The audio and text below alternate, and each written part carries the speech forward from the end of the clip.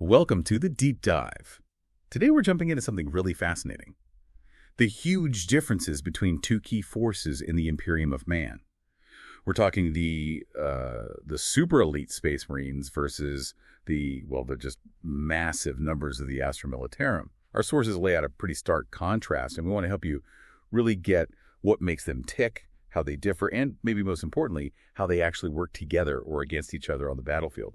So let's get into this whole elite versus numbers thing. Yeah, it's a really core dynamic. And what's kind of amazing is just how different they are, but how both are absolutely vital. You know, the Space Marines, the Adeptus Astartes, and these guys aren't just elite soldiers. They're like genetically cooked up superhumans. The sources are super clear. They are not average humans. They've got abilities that are just, well, beyond normal. They always get called the tip of the spear, right? Tasked with the really hard stuff, the donkey work of conquest, as one source put it, which suggests they're built for the toughest fights, the breakthrough moments, huge individual firepower, incredible survivability, just tough. Okay, so that's the absolute peak, the individual warrior perfected. But then, how does an army of just regular humans, average Joes, even survive in that kind of universe, let alone be effective? What's the deal with the Imperial Guard, the Astra Militarum? Well, that's where it gets really interesting, doesn't it? The Astra Militarum is, basically normal human soldiers. Their whole strategy relies on sheer numbers and, standard issue gear that's reliable, if not flashy, lasguns and flak armor. They're the overwhelmingly numerous ground forces. The sources don't pull punches. They say individual soldiers lack significant firepower or survivability next to the elites. It's a huge difference in power, person to person. But they are the absolute backbone, the bulk of the Imperium's forces. Right. And this brings up something almost, it feels counterintuitive.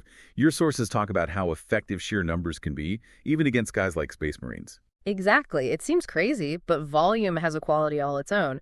The Battle of Malek gets mentioned as a prime example. It basically shows that just having so many Astra Militarum soldiers on the field, their overwhelming presence, it can cause immense losses even to Space Marine factions. It's not that one guardsman beats one Marine, obviously not. It's that 1,000 lasguns firing, even if most miss or don't penetrate, some will find a weak spot. It's like, erosion, water against rock. Eventually, the numbers just grind down even the toughest opponent. Okay, so if the Space Marines are these incredibly valuable, almost irreplaceable assets, does that mean the Astra Militarum are seen as expendable? Are they just the cannon fodder people sometimes imagine, given, they're the biggest army out there? Look, it's a pretty grim aspect of the Imperium, yeah. There is a definite sense that guardsmen lives are, tragically, a resource to be spent. But while they might be seen as expendable individually, their collective vastness is their strength. That's kind of the whole point. It proves that even the most powerful individual warrior, like a Space Marine, can be drowned in bodies, overwhelmed by sheer, unending waves of attackers. So you absolutely need both. You need the Space Marines for those surgical strikes, those critical objectives only they can handle, but you also need the Gardas, billions of them, to actually hold planets, fight grinding wars of attrition, actually occupy the galaxy. They operate on totally different scales. So what does this all mean for you thinking about this? The real, maybe terrifying genius of how the Imperium fights isn't just making super soldiers. It's understanding that even demigods bleed if you throw enough determined people at them. It's a brutal lesson, maybe, but a powerful one. Ultimate victory might not just be about having the best individual fighters. It's about cleverly using both the exceptional and the overwhelming.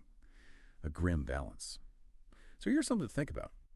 What does this stark contrast, the single perfect warrior versus the endless collective tide?